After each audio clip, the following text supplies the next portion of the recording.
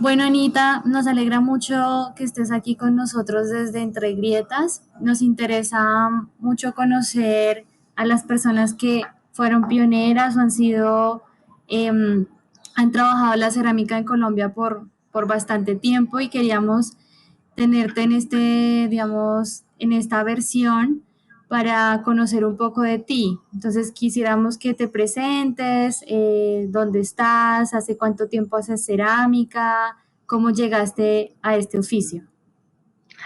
Bueno, el cuento es muy largo, se puede. Claro, como quieras, haz versión resumida o versión extendida, como quieras. Bueno, empecemos por esto. Yo nací en Andes, en el suroeste de Antioquia. Sí. Eh, cerca del pueblo está la Reserva Indígena de Cristianía. Y cuando yo era niña, los indígenas salían los domingos al parque a vender la cerámica de ellos, que era utilitaria, las ollas, las callanas. ¿Tú conoces la palabra callana? No, Anita, cuéntanos qué No. es. Bueno, resulta que las arepas en esa época se hacían a mano. Se molía el maíz en la misma casa, se cocinaba, se molía y con esa masa se hacían las arepas. Las callanas eran como unas bandejas redondas y muy planas, no totalmente planas, y se ponían al fuego y cuando estaban calientes ahí se asaban las arepas. Digamos que es algo como similar a lo que usan en Oriente, que asan el pan sobre piedra caliente. Bueno, Ujú. entonces, eh, a mí me fascinaba ver los indígenas y me fascinaban las ollas, me encantaban esas manchas negras que les salían como todas irregulares porque como quemaban con fuego abierto, entonces eso salía con unas manchas muy bellas. Bueno, eh, eh, nosotros teníamos una finca en una vereda y allá pasábamos vacaciones. Mi papá me vio el entusiasmo por las vasijas de los indígenas y un día en la finca me llevó a que recogiéramos barro por allá en algún sitio y me lo entregó y que yo hiciera lo que quisiera. Ahí empecé a hacer ollitas y callanitas imitando a los indígenas. Como quien dice que este cuento de la cerámica empezó cuando yo tenía por ahí entre 7 y 9 años más o menos. Bueno, luego ya a raíz de una historia muy triste de Colombia, que tal vez tú la conoces en libros, pero no la viviste, que fue la violencia de los partidos políticos. Entonces, a raíz de eso, ya mi papá resolvió que no podíamos seguir en el pueblo, que entonces nos trajo a vivir a Medellín. A mí ya en Medellín se me perdió todo el contacto con indígenas, con barro, con todo, hasta que un día mi hermana vio en el periódico que se abrían cursos de pintura, escultura, cerámica y música en el Instituto de Artes Plásticas. Y ella tenía mucha habilidad para pintar, entonces quiso matricularse y yo me fui de metida a acompañarla a la matrícula. Cuando veo que allá pasaban barro, esa fue la locura, porque entonces yo inmediatamente también me matriculé en cerámica. En esa época era cerámica y escultura una sola clase, que la dictaba el maestro, el escultor Viejo, pero él era más escultor que ceramista. Digamos que de cerámica con él lo único que hacíamos era cositas y quemarlas en el horno que sí había en el instituto, pero no pasábamos de ahí, ¿cierto? Ujú. Bueno, eh, Te quiero contar cómo era el Instituto de Artes. Y Anita, cuéntanos en qué año estamos hablando, como para situarnos En históricamente. este momento estamos en el año 1958. Ok. Es decir, yo tenía 20 años en ese momento.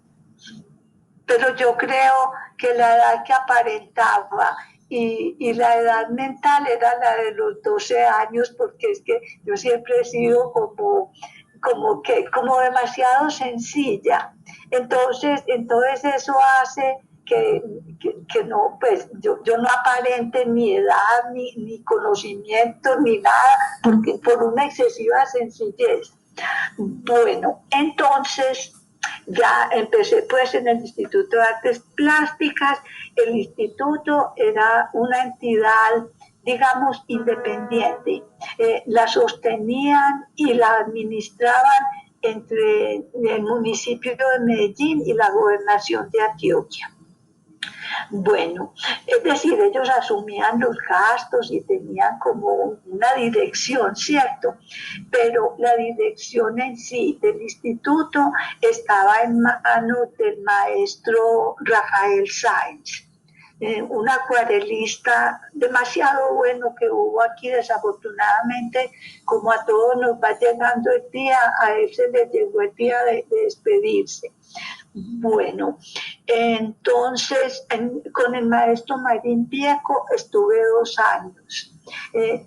Puede que ustedes hayan visto, tú pudiste haber visto que puse ahí en el grupo una fotico de una tarjetica de premio que él me dio. ¿No la viste? Sí, sí, en el grupo nos compartiste algunos documentos, sí. Bueno, como yo no tengo sino cosas antiguas, en todo caso estuve 2 años con él, pero no era lo que yo estaba buscando y como que me decepcioné y no volví. Y ya después, en el año 62, a mí me hacía falta el barro. Y entonces volví a matricularme en el instituto, que además en esa época todo era tan fácil, tan elemental, era simplemente ir y matricularse, no costaba nada.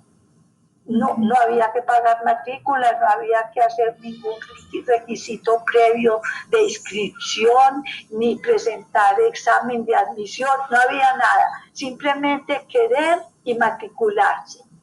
Bueno, ya entonces para el año 62 regresó de Italia el maestro Argemiro Gómez. Argemiro él estudiaba ballet en Medellín, en el Instituto de Bellas Artes, y se había ganado una beca para ir a estudiar en Italia, y resulta que él también tenía mucha sensibilidad por la pintura, por la cerámica, en fin, y allá encontró la escuela de cerámica de Faenza, sí. Y ya allá se dedicó a estudiar de lleno, y según nos contaba, ellos tenían horario diario de 8 horas, con laboratorios, con análisis de materiales, con manejo de tierras, vaciado, molde, modelado a mano, bueno, todo, porque es que en 8 horas diarias, durante 4 años, pues podían hacer todo, ¿cierto? Bueno, entonces ya empecé con Argemiro. Argemiro era un ser angelical, digo yo, y amaba profundamente la cerámica, y desde el primer momento hubo como mucha empatía, pero no de amistad o así, sino desde lo del arte, como que los dos teníamos como ese mismo sentimiento, porque él también adoraba el barro y la herencia precolombina. Entonces ahí armonizábamos perfectamente. Él me apoyó mucho, con consejos, con orientación, con estímulo, porque él pasaba por donde yo estaba trabajando, y a mí me daba pena porque cada rato decía, ¡ay, qué manos! Y tú no te imaginas, las manos mías son las más feas del mundo. Y yo decía, ay, pero ¿por qué? Claro, era que él se sentía feliz con la forma en que yo trabajaba. Bueno, pasó el tiempo ahí, ya después, Argemiro, ay, yo no me acuerdo en qué año, él se fue para Estados Unidos. Él se tuvo que ir de acá porque venir de estudiar en una academia con todo, con laboratorios, con materiales, con todo lo que necesitaran, y venir aquí a un patio de atrás en una casa vieja, medio techado, donde no había recursos. Entonces, pues para él ese choque fue muy fuerte. Entonces, cuando tuvo la oportunidad se fue a Estados Unidos. Ya eso coincidió con la construcción de la ciudad universitaria de la Universidad de Antioquia. Y resulta que el BID, el Banco Interamericano de Desarrollo, para hacer el préstamo para la construcción de la ciudad universitaria, entre los requisitos exigía que la universidad tuviera una facultad de artes, porque es que para esa época arte era una cosa como tan exótica, como tan fuera de lugar, como que no tenía sentido que uno se pusiera a amasar barro o a pintar. Entonces, eso no existía en la universidad, y lo que hicieron fue que anexaron el Instituto de Artes Plásticas a la Universidad de Antioquia para iniciar ya la facultad, ¿cierto? Lo cierto es que a nosotros, cuando terminamos un año, que no me acuerdo cuál, pero pudo haber sido como alrededor del 65, cuando terminamos ese año en el instituto, algunos nos dijeron, usted se matricula el año entrante en tal fecha en el edificio del Paraninfo de la universidad, en tal oficina. Bueno, gracias a eso yo fui universitaria sin pagar un peso, sin pasar un examen de admisión, sin nada, única y exclusivamente porque iba, pues, digamos, en la lista de los que mandaba el instituto.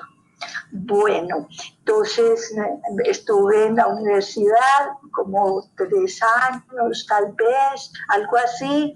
Ahí me tocó el profesor, otro profesor que amé y que fue divino, Jorge Izaza.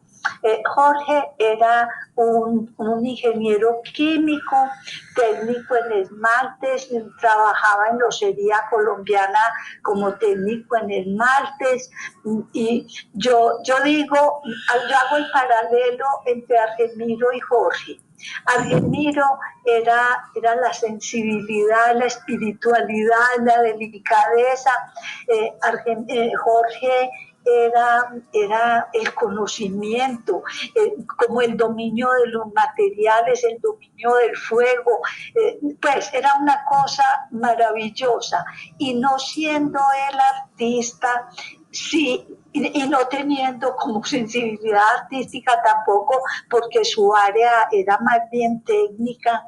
Entonces, sin embargo, él en la universidad nos apoyaba todo lo que se nos ocurría hacer, y nos enseñaba como con una generosidad. Eso fue una época maravillosa, y con Jorge aprendí mucho, porque además él era como muy especial conmigo. Entonces un día me propuso que yo, ¿por qué no me iba los domingos para la casa de él? Que él tenía un taller muy bien organizado, y que me fuera a trabajar con él los domingos. Yo feliz, Los domingos a las 8 de la mañana yo estaba en la casa de Jorge, trabajábamos todo el día, me enseñaba 1000 secretos y 1000 truquitos cerámicos.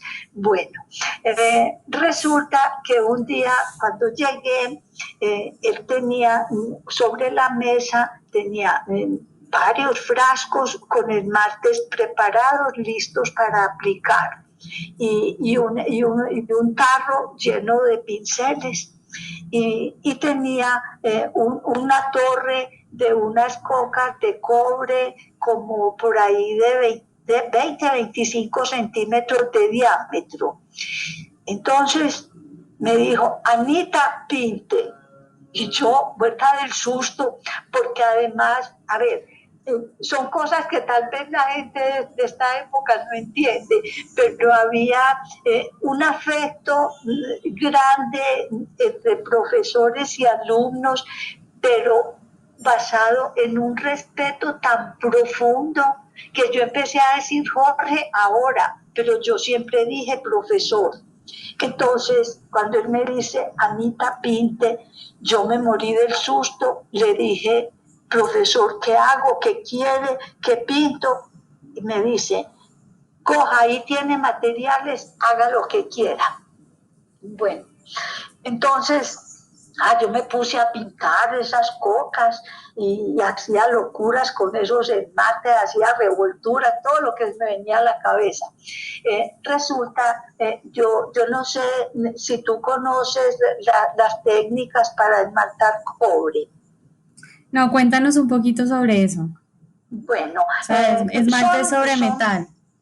Son básicamente los mismos esmaltes cerámicos, sí, pero con la diferencia de que para fundir un esmalte sobre cerámica uno se demora 5, 8 horas, no sé cuánto se demoran ustedes. Para fundir sobre cobre son 3 minutos. Sí.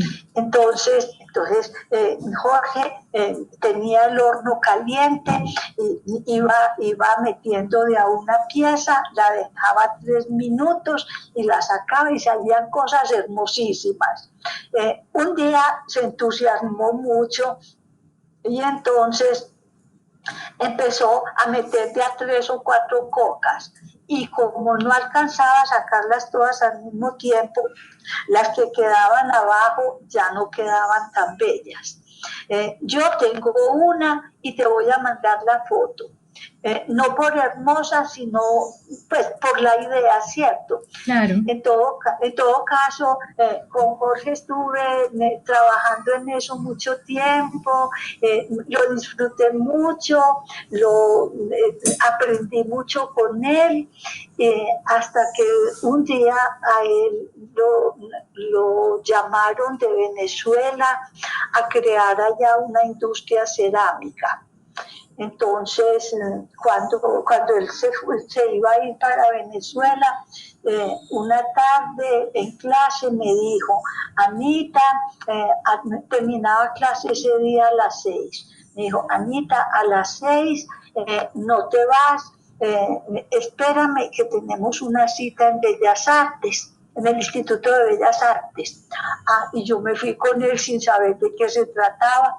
Cuando llegamos a Bellas Artes, me presentó con el director, que era Hernán Gaviria Vélez, y ellos se pusieron a conversar y yo ahí sentada escuchándolos, cuando de pronto Jorge le dijo, Hernán, mira, Anita es la persona que te recomiendo para que inicie los cursos de cerámica acá en el instituto. Y Hernán Gaviria era un señor grandote, y él, yo creo que brincó en esa silla porque lo único que contestó fue, ¿y esta mocosa qué va a hacer aquí? Por lo que te digo, porque yo nunca aparentaba los años que tenía ni nada, ¿sí? Él vio una mocosa Y todos los profesores de Bellas Artes eran unos señores ya mayores, con pues, mucha experiencia, mucha formación, en fin. Pero a esa respuesta de Hernán, Jorge le dijo, te la recomiendo y sé que te va a ir bien con ella. Entonces, como en esa época las cosas eran tan simples, así empecé como profesora en Bellas Artes.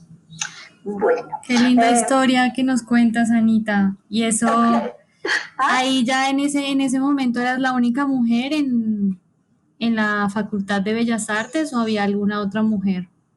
No, en el Instituto de Bellas Artes, que es distinto de la Facultad de Artes de la universidad, porque el instituto era una entidad independiente. Ah, okay.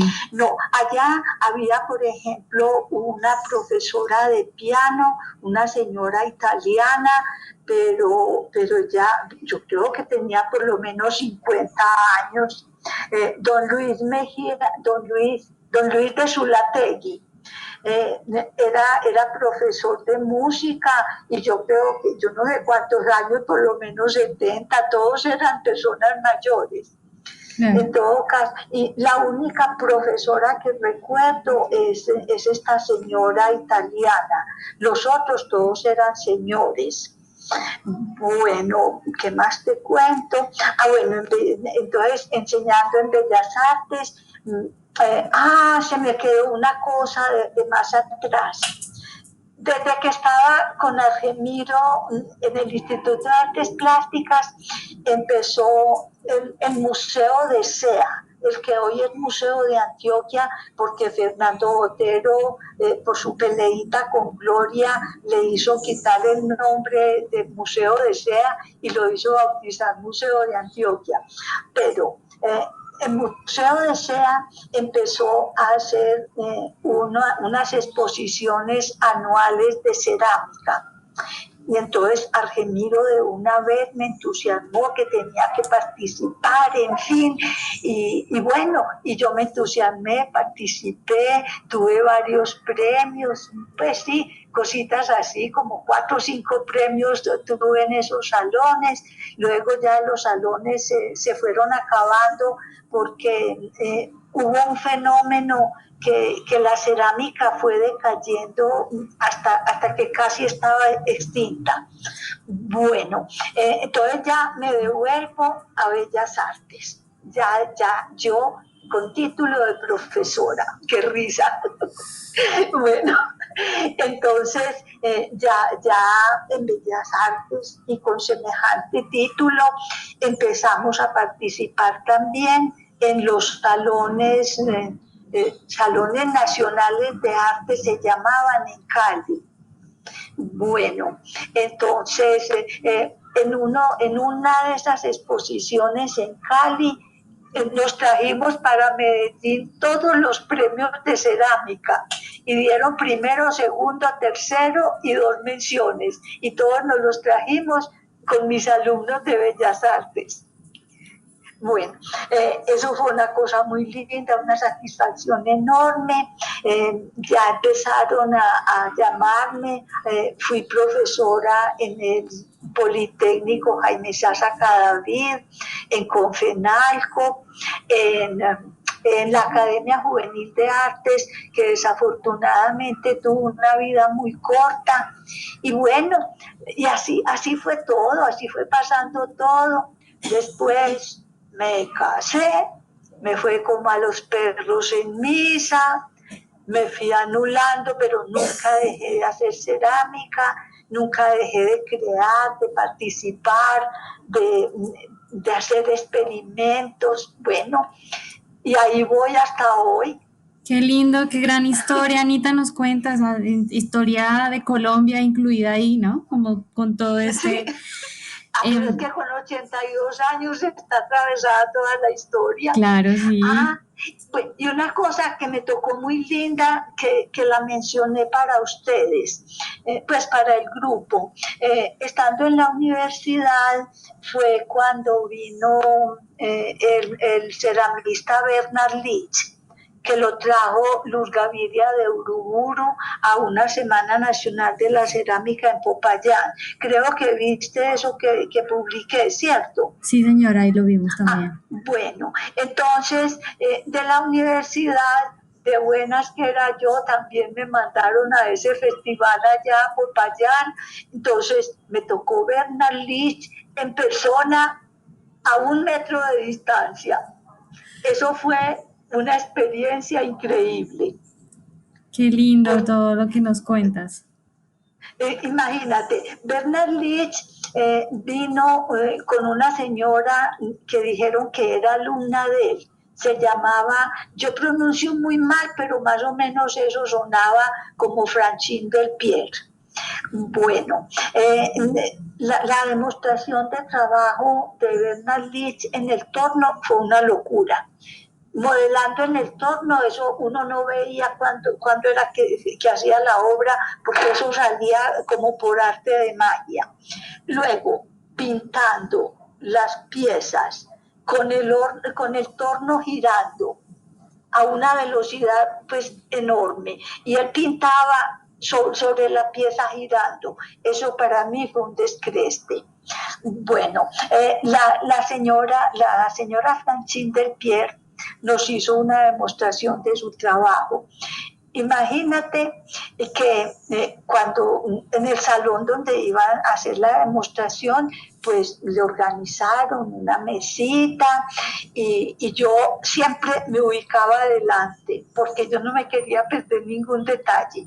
Entonces, sobre la mesa había la pella de barro, había una tornetica de esas que usamos común y corriente los que no torneamos, había la esponjita para humedecer el agua, la toallita, la sierra y unas tijeras. Y yo dije, Dios mío, ¿qué va a hacer una ceramista con unas tijeras? Las tijeras son de modistería. Bueno, entonces me pongo al pie a ver qué era lo que iba a pasar. Ella hacía unas tacitas como las tacitas de té, pero con unos esmaltes de locura, pero de pura locura. Entonces tenía también, sacó las muestras de sus tacitas. Delante de nosotros modeló una tacita. La modeló con rollitos delgaditicos.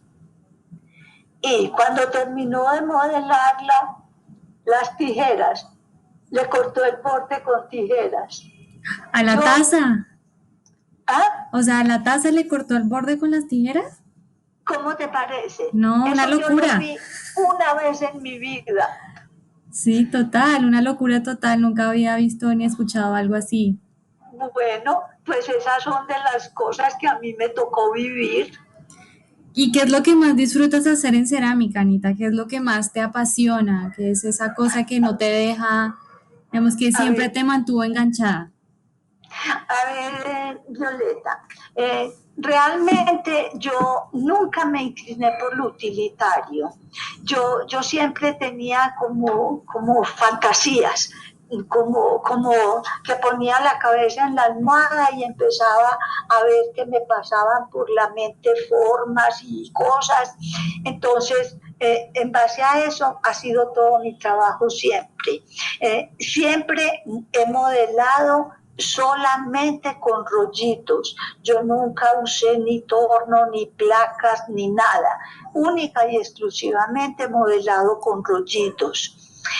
Todo hecho a mano, absolutamente a mano. Cuando vas viendo las obras que te pasen, las fotos, vas a ver, por ejemplo, rollitos delgaditicos que normalmente los hacen por extrusión. Yo los hago a mano. Bueno, entonces, en base a que mis fantasías y mis locuras, entonces yo trabajé temas. Empecé trabajando mucho inspirada en la herencia precolombina. Yo nunca copié ni una forma ni un dibujo, aunque las formas en vasija siempre se repiten, pero nunca hubo intención de copia.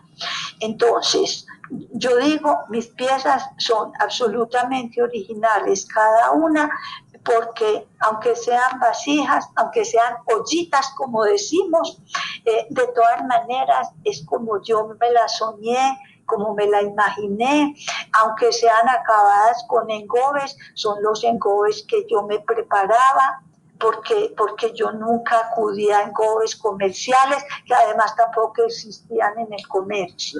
Entonces yo misma preparaba los engobes, nunca usé, por ejemplo, floculantes ni nada, sino que todo era por decantación natural. Ujú. Única y exclusivamente disolviendo bien el barro y luego separando, eliminando el agua que quedaba en superficie, aprovechando la materia plástica y eliminando ya el material pesado del fondo. Bueno, entonces esas piezas de inspiración precolombina les hice acabados con engobes, hice mucho pastillaje, usé la técnica Michima. ¿Qué más? Y yo hice la técnica Michima haciendo el grabado en bajo relieve y luego llenándolo con rollitos delgaditicos de la arcilla de color contrastante. Eso también lo vas a ver en fotos. Bueno, ¿qué más? Hubo otros temas, porque las cosas que a mí siempre me gustaban. Entonces, de niña me encantaban las ollitas de los indígenas, por eso hacía ollitas. De niña me parecían tan hermosas las calabazas. ¿Tú sabes qué es calabaza? Sí, las como la de las auyamas, ¿sí? Las aullaman. Bueno, es que a veces yo tengo que preguntar porque como soy tan vieja, entonces hay muchas palabras que son muy del pasado y que ya la gente no las usa, ¿cierto? Bueno, entonces las calabazas o las auyamas a mí me parecía siempre que tenían unas formas hermosísimas, entonces también trabajé mucho inspirada en calabazas. Eh, cuando estaba niña, en mi pueblo los muchachitos jugaban con trompos, pero las niñas no podíamos jugar con trompos porque eso era cosa de hombres. Entonces yo crecí con la frustración de que no pude jugar trompo, pero ya vieja, entonces me desquité haciendo trompos en cerámica y me hice unos trompos grandotes. Tengo trompo como de 70 centímetros de altura hecho con rollos. No te Bueno, tocó creer. también eso lo vas a ver en fotos. Bueno, también coleccionaba semillas y me parecían divinas las semillas, entonces por ahí tengo unas piezas inspiradas en semillas. Yo no copio la semilla, a mí se me ocurre la forma de mi semilla y eso es lo que hago. Desde niña también me parecían hermosísimas las caracolas, porque además en mi pueblo, siendo por allá incrustado en una montaña, las puertas de las casas se mantenían abiertas, cuñadas con caracolas. Entonces, uno de los juegos que hacíamos era coger las caracolas de todas las casas y sentarnos a escucharlas, porque ahí escuchábamos el mar, perdidas entre montañas y entre ríos y soñando con el mar. Entonces, desde esa época yo empecé a recoger caracolas, conchitas, todo. Tengo una colección enorme y eso me sirvió también de inspiración para muchas obras. De Claro. manera que ese fue otro tema que trabajé mucho. A ver, ¿de qué más me acuerdo? Anita, y cuéntanos por qué tú crees que la cerámica en Colombia, tú nos contaste ahorita que pareciera que en un momento se iba a acabar, ¿no? Como, ¿tú por qué crees que pasó eso en la historia colombiana y por qué ahora hay como un resurgimiento? ¿Qué crees o cuál es tu opinión frente a esto? A ver, yo no puedo hablar de Colombia porque lo más lejos que he ido es a Medellín, de manera que mi experiencia es muy local, ¿cierto? Aquí, como te decía, hubo mucho estímulo, por ejemplo, en el Museo de SEA con esos salones de ceramistas. Además, había mucho entusiasmo entre la gente y, y entonces se hacían exposiciones en todas partes. Yo tengo un catálogo de una exposición hecha en el Royal Bank que existía en esa época en Medellín. Y la exposición era puesta en el salón donde llegaba toda la gente a hacer su consignación y a retirar sus pesitos y no pasaba nada. Es que también la vida era muy distinta. Ahora tú no puedes dejar la puerta entreabierta porque se te entran y te vacían la casa, ¿cierto? En esa época se podían hacer esas exposiciones y a uno le prestaban todos los espacios, los clubes sociales, no existía casi galerías de arte, yo creo que empezaron después, tal vez la que empezó fue la Galería Autopista, me parece, en fin, pero en todo caso había una época en que hubo mucho impulso y mucho apoyo, que fue la época que te he narrado de cuando estuve estudiando y digamos por ahí hasta los años, digamos hasta mediados de la época de los 70. Desde en esa década yo creo que más o menos hasta la mitad hubo mucho apoyo. Pero aquí en Medellín pasó una cosa.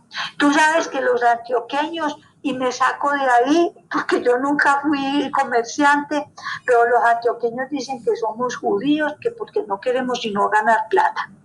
Entonces empezó una señora, ella se llamaba María Inés Londoño.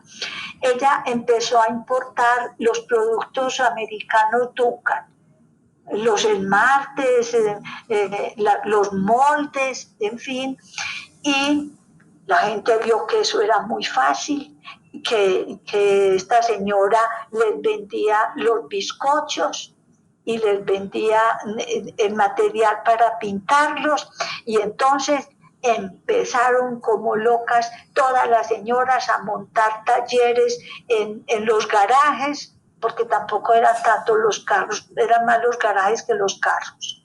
Entonces, en todos los garajes se montaron talleres de cerámica y ya era a pintar los vaciados en los moldes que mandaba la Duncan. Eso, mejor dicho, yo digo que ahí empezó la debacle.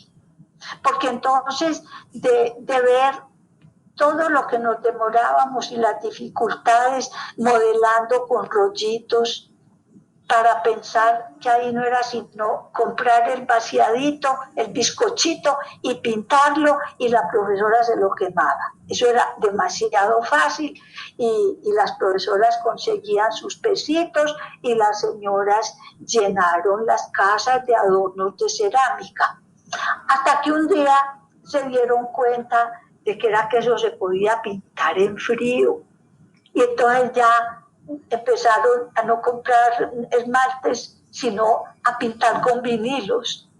Y ahí sí se vino la peor, porque eso fue el rebote de mal gusto más horrible del mundo. Yo creo que ahí ya fue donde se vino la decadencia de la cerámica. Sobrevivimos algunos, y gracias a Dios, en este momento yo veo que hay un movimiento muy lindo, que hay como mucha emoción en todas y como mucho deseo de saber, de aprender, de compartir. Pues yo estoy feliz de lo que está pasando en este momento. Ay, qué bueno, Anita. Y cuéntanos, así como para ir cerrando, un consejo que le darías a alguien que está iniciando la cerámica, como es tan amplio ese mundo, por dónde empezar o qué hacer como para iniciar ese camino que puede ser el camino de vida de cada una. A ver, yo creo que no soy quien para dar consejos, pero sin embargo, basada en lo que yo he vivido, yo digo, lo primero, hay que amar el material, porque es un material que tiene muchas dificultades, pero si uno lo ama, le saca partido. Bueno, pienso que hay que estudiar mucho y que en esta época ustedes tienen mucha más oportunidad de estudiar que cuando yo estaba, digamos, estudiando, porque en esa época no teníamos la disposición de materiales que hay ahora, no había la disposición de libros. Sin embargo, yo sí reconozco que aprendí muchísimo de la química de la cerámica con esos dos maestros que mencioné, con Argemiro y con Jorge.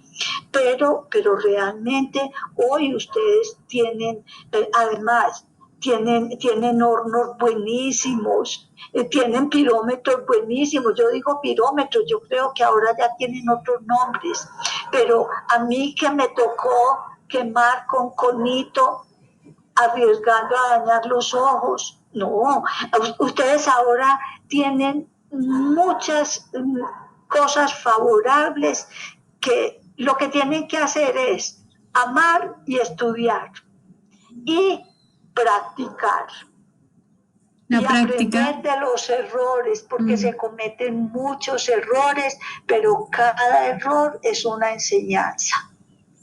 Qué linda, Anita, muchas gracias por todas esas palabras, por todo lo que nos cuentas, que uno se va imaginando todo ese recorrido desde las montañas de Andes hasta Medellín y todo lo que nos vas contando, relatando esa historia de tu vida y de la cerámica ahí también como parte de ti. Muchas gracias por este tiempo, Anita. Muchas gracias a ti, Violeta, y de todas maneras, dentro de mis limitaciones, me encantaría poder compartir con todas y cualquier cosita en que yo pueda ser útil, ahí estoy.